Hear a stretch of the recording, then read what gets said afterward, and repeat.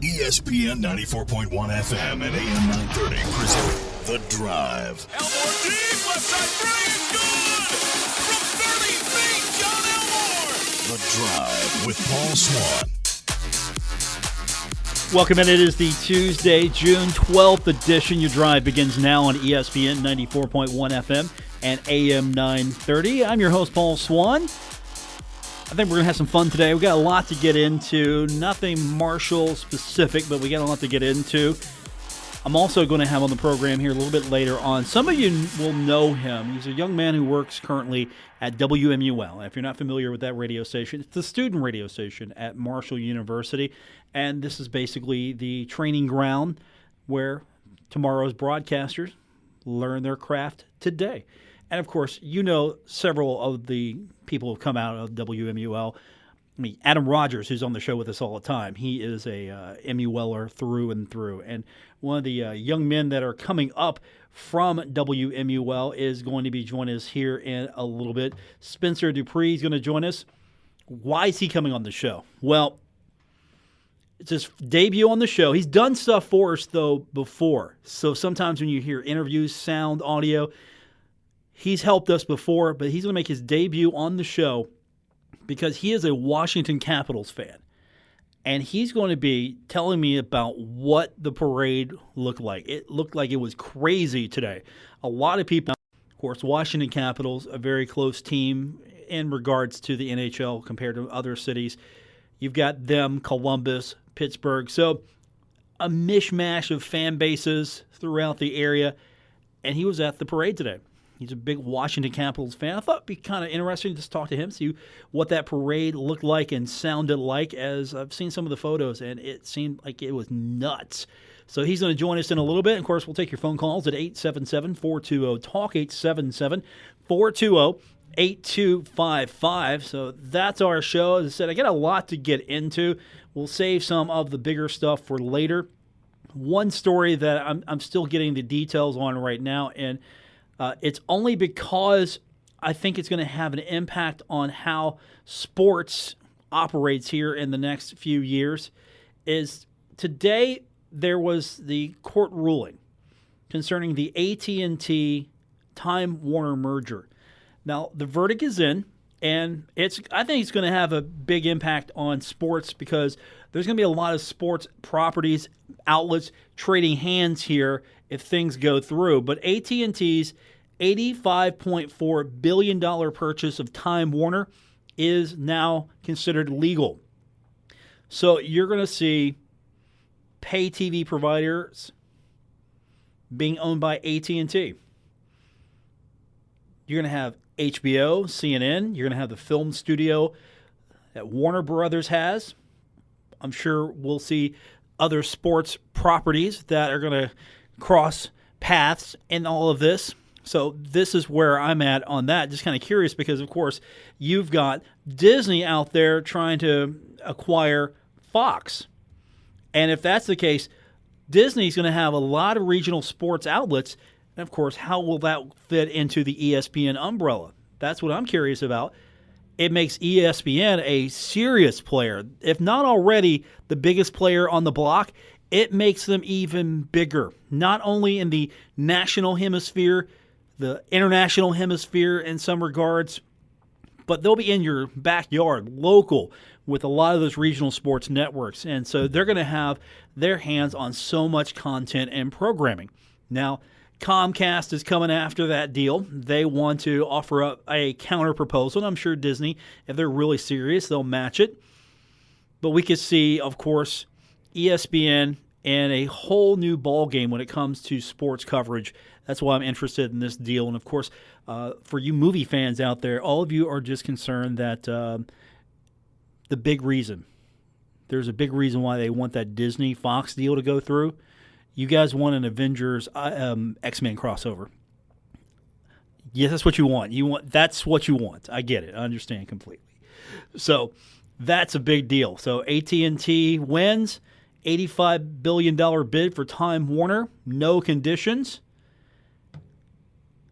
Shares of Time Warner jumped about 5% in extended trading. Shares of AT&T dropped as much as 2%.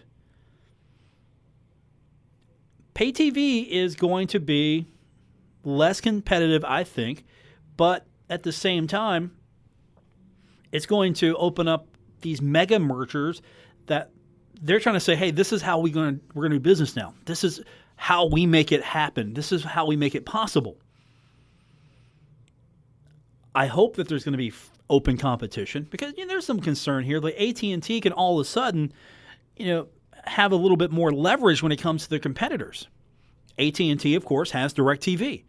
DirecTV is a competitor for other satellite or cable providers. Time Warner is a content provider. So all of a sudden, you could have a favorable deal towards AT&T and their properties, obviously, because they have Time Warner, and maybe not so much of a favorable deal with other cable companies or satellite providers. And, of course, you've got Dish out there, and you also have, again, Comcast is jumping into this, and they want a piece of this. How does it affect you as far as your sports are concerned? Am I going to get better sports coverage? We're going to have more options if I'm an AT&T customer, DirecTV customer, or am I going to have equal opportunity if I'm not, say, a AT&T DirecTV customer? Maybe I am on Comcast. Maybe I'm on Suddenlink. Maybe I'm on a different provider. Maybe I don't have the offerings, or maybe I have a streaming service that I'm using, and this is how I've cut the cord, and now this is where I'm getting my content, and maybe it's not as good because the deal's not as sweet for them, or it's not equal to, say, AT&T service. With DirecTV streaming service, maybe I've got to get on that service now. And for a lot of you, you've taken the cut. You've cut the cable, but you still want to watch programming. A lot of people have cut the cable because they don't want sports content. And for some of you, maybe that's all you want. And there are options out there for you. So following that, it'll be curious to see what happens. I don't know. I don't know what the landscape's going to look like. Eventually, cable, satellite, maybe it goes away. The content's going to have to be there, though. That's the grab. You're grabbing the content. I still think satellite's not going away anytime soon. It's just really easy. Get everything I want right there. Plug the box up. That's it. I don't have to go look for, okay, now this streaming service has this, and now this streaming service has that, but this streaming service has this. But it's getting so fragmented as well. I think what ESPN is doing is a little different from the standpoint that, okay, we still think that our programming on our main ESPN channels, that's not going to change. But now we're going to offer some extra content, and we used to just give that away on ESPN3, Watch ESPN. We'll still have a lot of that, but now we've got the ESPN Plus, and so you've got to buy that. You have to pay for that, so you want to get this. All of a sudden, an ESPN game, which would have featured Marshall on ESPN3, Watch ESPN, however you want to describe it, now that goes to ESPN Plus. I've got to pay. Well, I have an ESPN subscription. Well, that's great. Now you need this as well. That's where it's all going. When we come back, we're going to turn our attention to something a little more fun. We're going to talk the Washington Capitals, a parade happening today, as if the Washington Capitals have never won the Stanley Cup before. It's a crazy notion. We're going to talk about that when we continue. Also, we'll get your phone calls in later on. It's The Drive. It's on ESPN 94.1 FM and AM 930.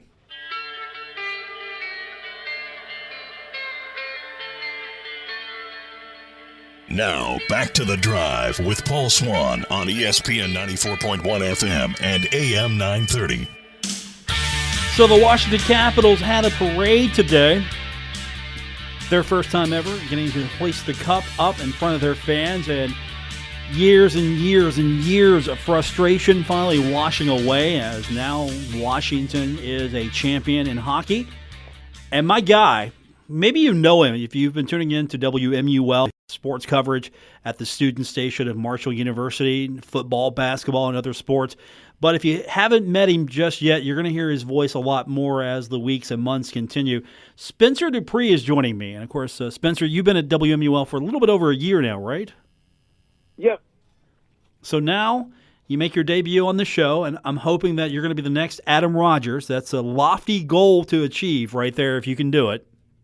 Well, I mean, I already got one of his achievements. I am now sports director at WMUL. Okay, there you go. I like it. See, you're already moving up.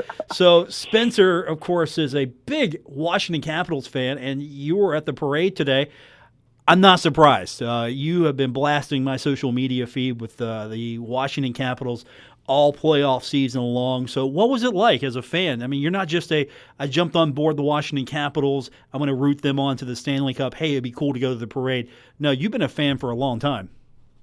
Oh, yeah, very long time. And it kind of got started after Ovechkin, got drafted back in 04 and 05, and then Backstrom getting drafted. And, I didn't really tune in, obviously, when there was that lockout in 2005, but as it went on, I started watching on TV, and then finally in I believe it was 07, 08, I went to my first game, and just the energy that Ovechkin and Backstrom brought to that team back then, and they continually have, is been amazing, and a whole fan base has been created from people that had lost faith, and now they're kind of back into the fandom of the Washington Capitals.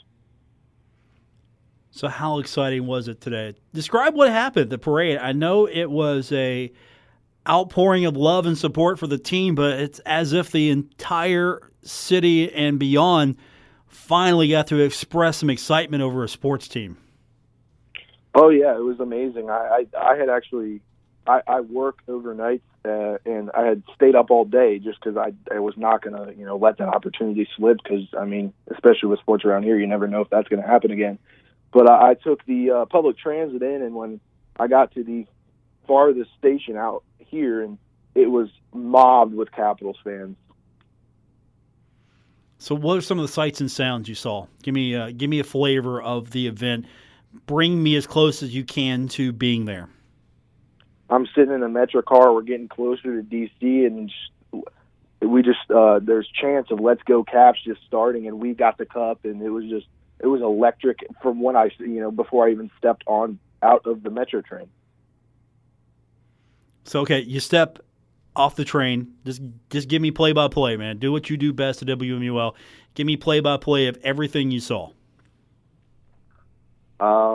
We got out at the one of the furthest stations from where you could go that was even retroactively close. But, I mean, all the Caps fans were all over everywhere. We got up outside, and it was just Caps Central fans everywhere as we walked closer to – they had it was like a rally point. There was a stage set up and everything, and that was right on the National Mall between the Capitol and the Monument, and it was just crazy. And we were around there for a little bit, and it was getting closer to 11, so we headed down right to, I believe it was 12th Street and Constitution, and we got there at probably 10:15, and we really couldn't even get remotely close. Luckily, we were able to creep up, and it was just crazy. I mean, the anticipation was obviously killing everyone. They didn't start exactly at 11, but it was just crazy. I mean, it's something that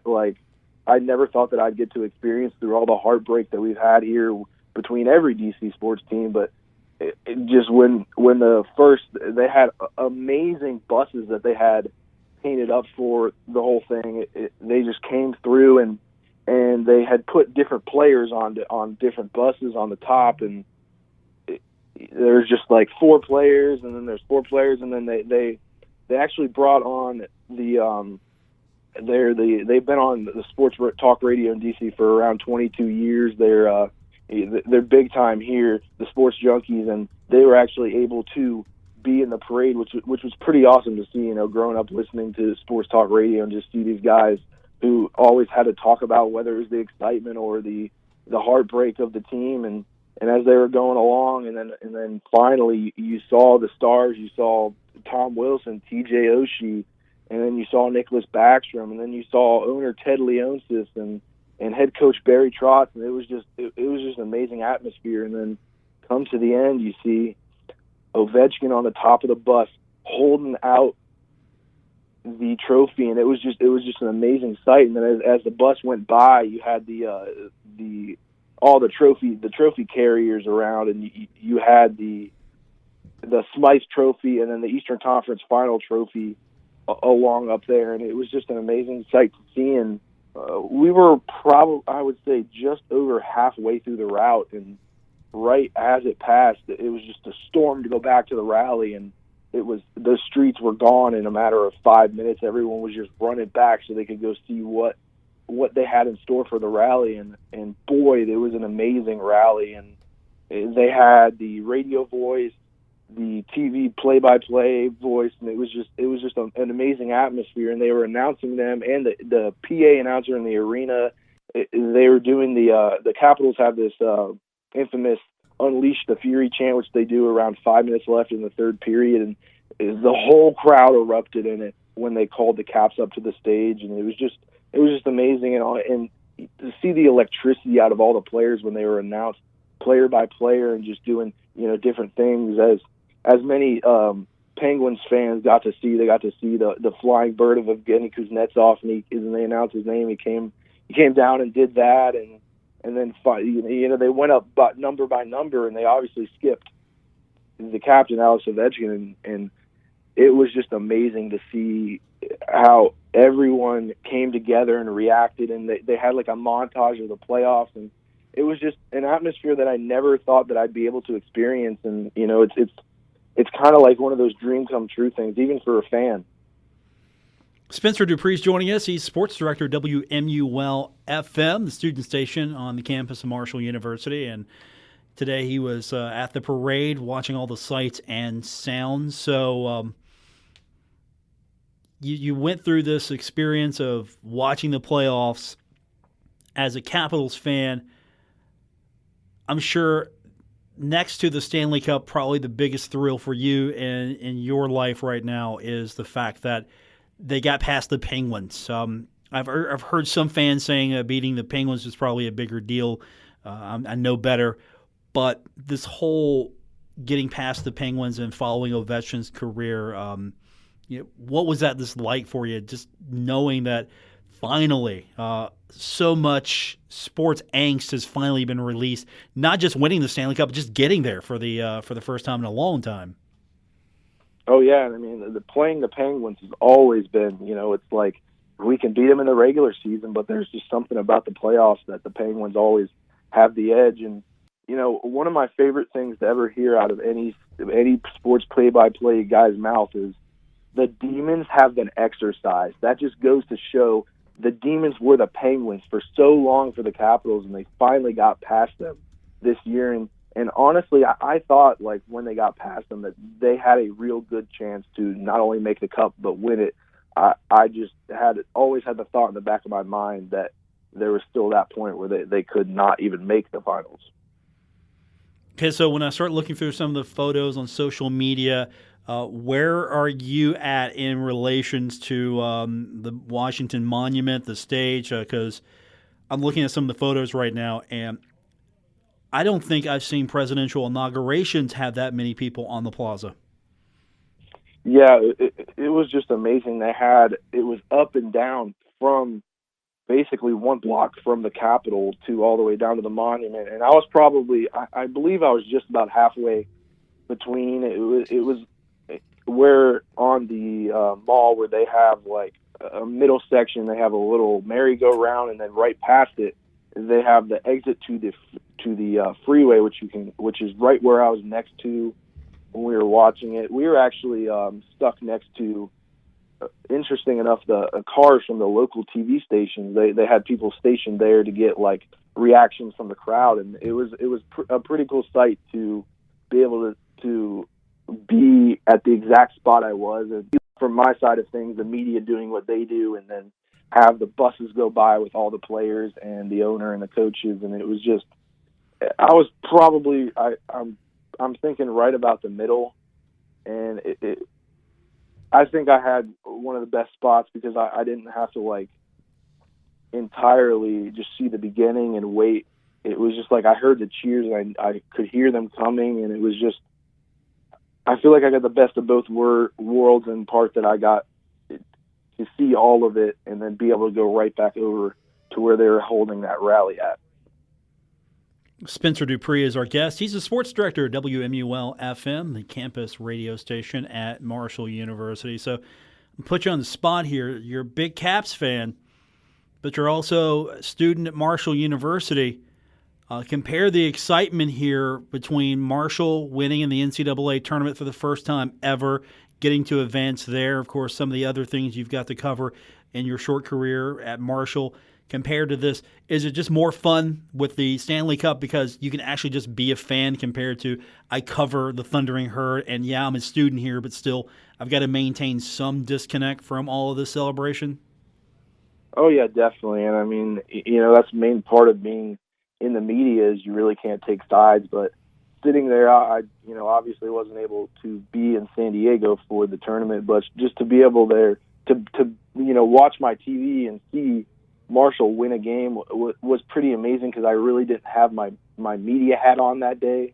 But nothing will compare to a team that you grew up rooting for and seeing all the anguish that had happened to them in years past, and just to see that finally come to a head and them win and then them celebrate with the whole city. And I mean, they took it to the city when it comes to celebration. After they had their night out in Vegas, they came back and they were nonstop taking the Stanley Cup out in the city and everywhere you could think of in the D.C. area. Spencer DuPris, sports director, WMUL. Hey, man, I'm excited for you. You had a great time, it sounds like. It definitely was a once-in-a-lifetime moment.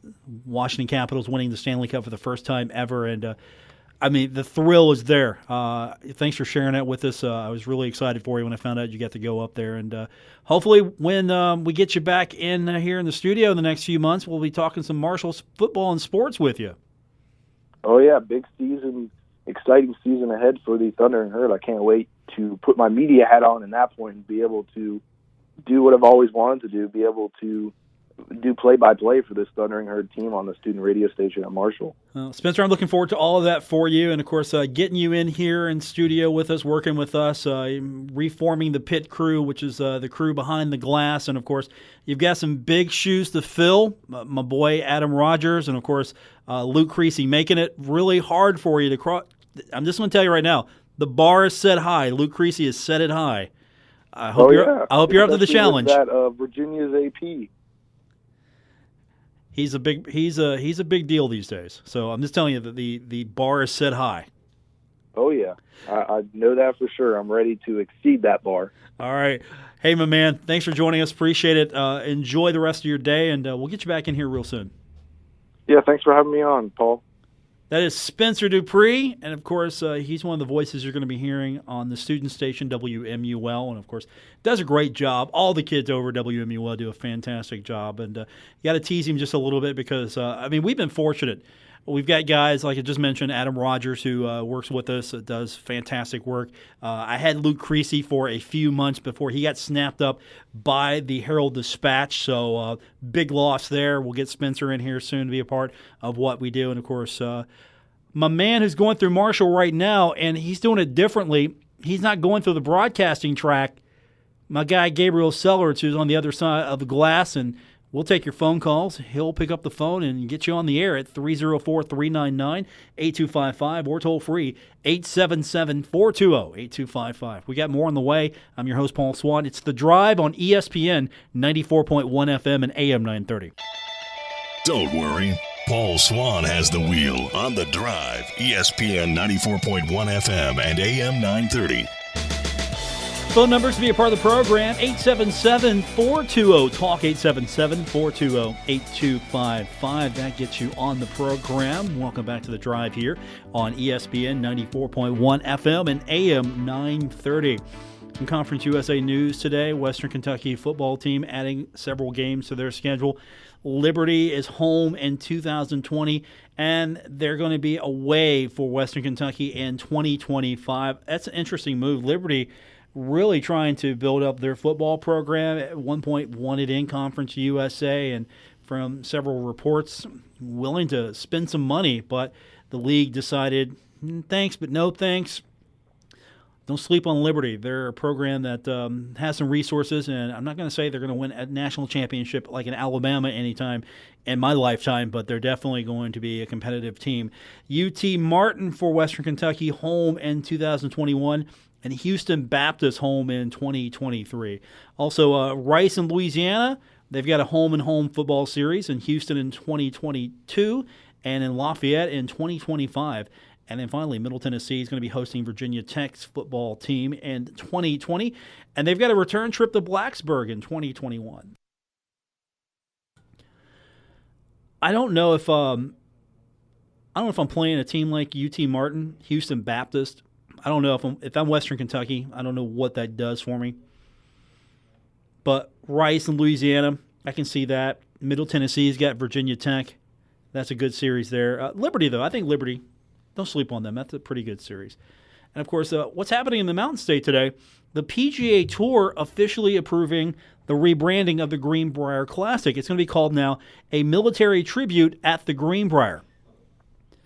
Now, they're going to start using that new name and the logo now. It has started.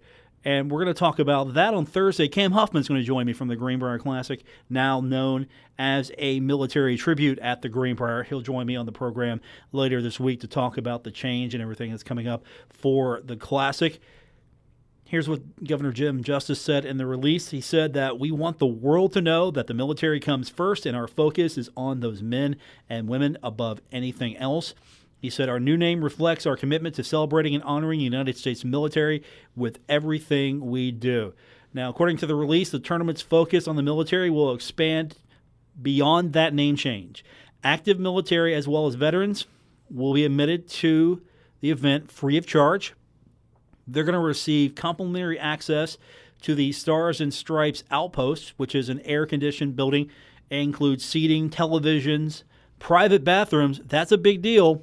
And food and beverage for sale. So good event overall. And of course, you know the military history in the state of West Virginia. If you don't, it is a long and storied history with the participation of citizens from the state, astronomical almost. There's always been a high number of young men, women who have opted to serve from the state of West Virginia. Per capita, I believe it's still the highest number. If not, it is close to the highest. So a lot of storied service there. That's a big deal. That is really a big deal. And, of course, not only will this be a showcase, of course, still for the Greenbrier, it's also going to be a new opportunity to showcase, of course, the armed services, the military. So I'm sure there'll be a lot of promotional opportunities there for that. Now, something else that's going on. I saw this story today. It came out yesterday. You know, all the new rage now is getting new scoreboards in your basketball arena. That seems to be the thing. And I haven't seen the mock-up yet. I don't think anyone has a mock-up that they've shown publicly to anyone of what it's going to actually look like in the Cam Henderson Center. But I did see the mock-up of the one that they're going to be putting in the Convocation Center. So Ohio and their partners with A&C, they're going to install a new center-hung scoreboard in the Convocation Center. Also, they're upgrading the audio. They're going to have that thing up by mid-August. This thing is going to be two side screens, which will measure 11.34 feet high by 21.42 feet wide. Now, the end screens are going to measure 9.45 feet high by 14.49 feet wide. So it's going to give the Convocation Center a new look. I'm not an Ohio guy, but I do like the Convocation Center. I would have liked to seen them put a round scoreboard in there. The Convocation Center is really nice. If they put some serious money back into that, renovate it a little bit more, and it's already in great shape, but if they went in there and totally put a redesign in there, reconfigured a few things, maybe made it even more modern, that thing could go for many, many more years. It's just one of the better basketball arenas I've actually had an opportunity to go in, watch a game. I don't think there's really any bad seats in there. It's definitely a different style of arena than what you see at the Henderson Center. But I think the new scoreboard, depending on what it looks like, and I'm sure it's going to be pretty good, is going to really give that venue a definite appearance upgrade. And I text the sports information director over at Marshall University, Jason Corrier, today because he's worked at Ohio and now works for the Thundering Herd, just to kind of get his feel for what the Marshall scoreboard is going to look like. And as soon as I get a mock-up from him, I'll definitely get that out to you. But it's probably going to be similar. So if you're kind of curious what maybe the Marshall scoreboard could look like, go search for the Ohio scoreboard. That might be a good reference point to what Marshall's scoreboard is going to look like.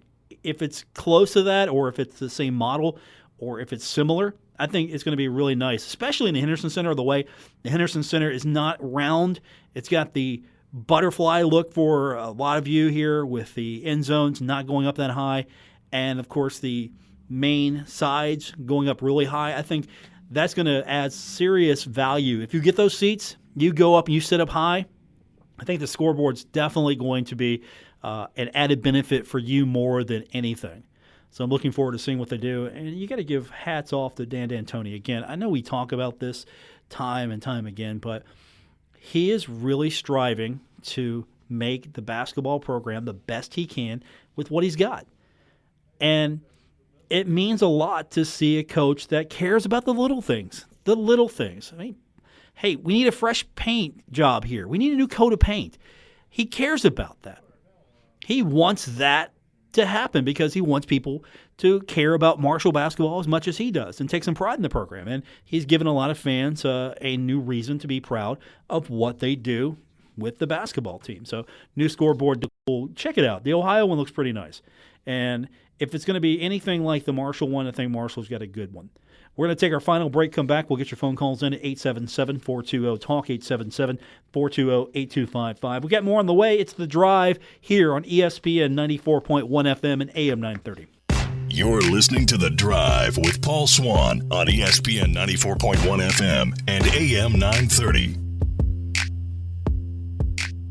304-399-8255. That's our local number. Our toll-free number is 877-420-8255. Welcome back. It is The Drive here on ESPN 94.1 FM and AM 930. I'm your host, Paul Swann. Thanks for joining me. I do really appreciate it. Been kind of following some of what's been happening as far as the television landscape. And, of course, I read the article today by Chuck Landon about the streaming, and that's where it's going. You can't stop it. It's going there. How fast it's going to go just depends on the market and the landscape here. But the television deal is one of the things that I really criticized Conference USA a few years ago, and I think it's gotten better. And just kind of give you a comparison of almost like conferences. Marshall and Conference USA is not in this ballpark, but the AAC reported $74.47 million in revenue for fiscal year 17, which is down 6% from the previous year when the league had $79.297 million. Getting down to the numbers here. That was total revenue. The league's last decrease occurred in fiscal year 15 when Louisville and Rutgers, they departed for the ACC and the Big Ten. Now, the American reportedly earned $42.18 million from postseason tournaments. That's including the NCAA tournament, bowl games, and the football playoff distributions. That helps. Now, they also got $20 million in television and radio rights distribution. That's definitely better than what Conference USA was making, is making, and will make, I'm sure, for a while. Here's the word from the commissioner's office. The real game changer for us will be TV because we're just not getting anywhere near what we deserve in TV. It's a throwback to the 5-year-ago period when we were very unstable and the whole situation was unstable, and that's just not remotely true now. Here's what the league members got. Just to give you the biggest, highest distribution, the biggest numbers. USF received the league's highest amount at almost $9 million, $8.877 million. followed by Connecticut at a little over 8 million. Cincinnati over 7.5 million, 7.659 million. And I'll tell you what, that's still doing better than all the other so-called group of 5 members are doing. I mean, think about it. You'd be okay with that if you're Marshall's athletic department right now. You took those numbers and you would definitely be good with that kind of money. And of course, I give a lot of credit to AAC Commissioner Mike Oresco for saying that, look, we're a lot better than what we were conference-wise. We should have a better TV deal. I just don't think the market can bear it these days. That's part of it. Unless it's a major home run, I don't think the multi-billion-dollar deals are going to be the norm anymore. And streaming is where it's at. Streaming is where it's going to be because now you have a situation where my games, if I'm Marshall, my games are available. What's going to get me more eyeballs? Being on Stadium, okay, might get a few games. BN, is that really giving me much? Okay, I've got 3 games on ESPN Plus.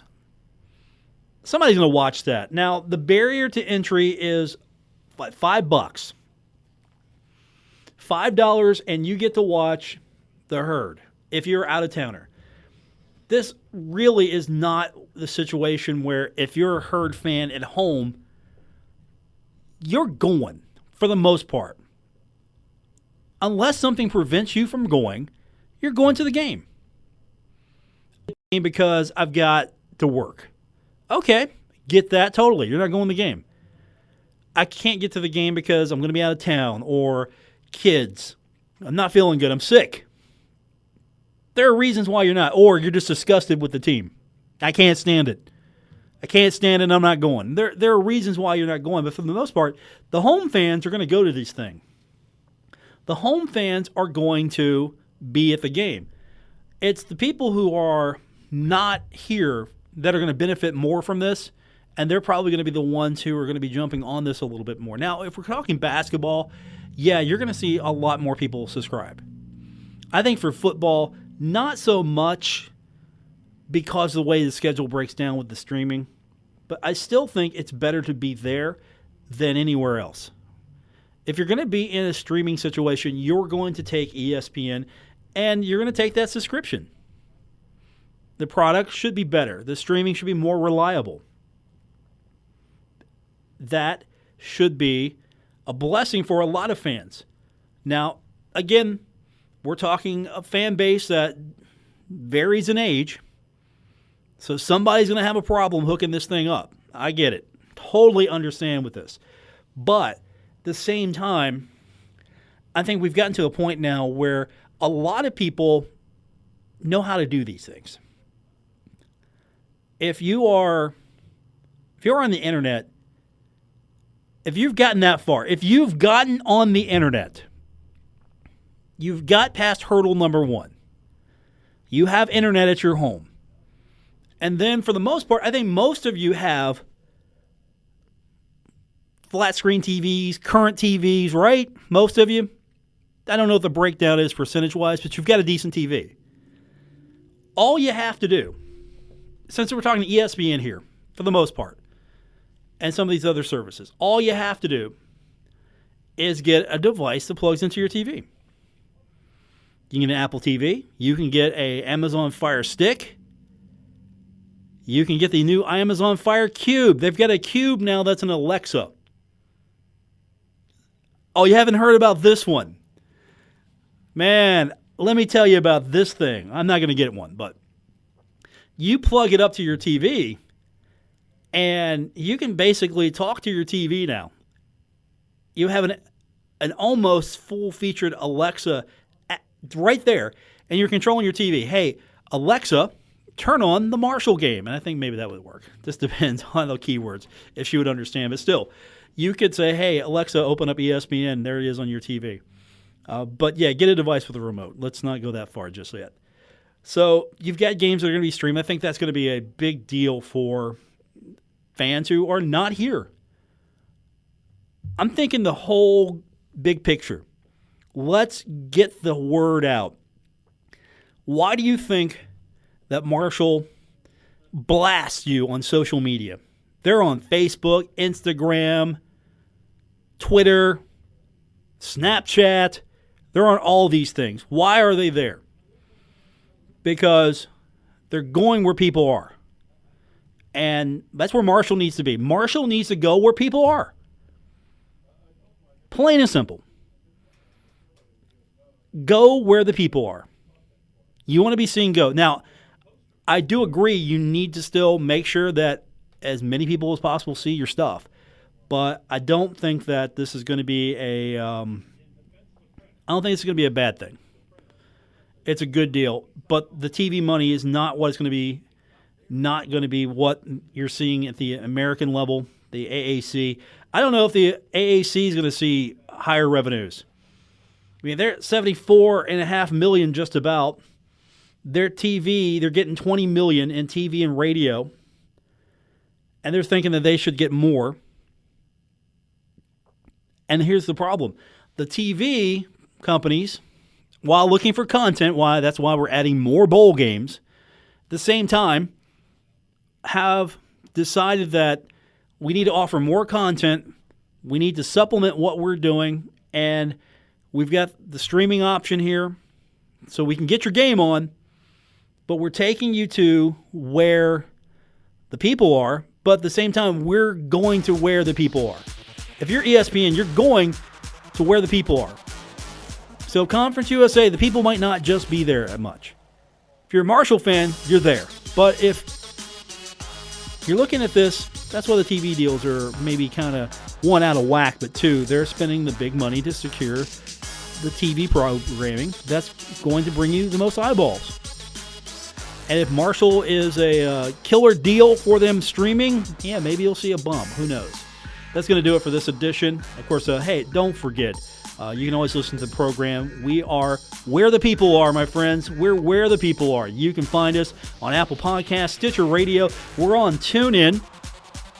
You can also find us on the Anchor app. Wherever podcasts are, we're there. And if not, you tell us, and I'll get us there. That's going to do it for this edition. I want to thank Gabriel Sellards. I'm Paul Swann. Good night, everyone. WRBC Huntington, W227BS Huntington, ESPN 94.1 FM and AM 930. Huntington Sports Station.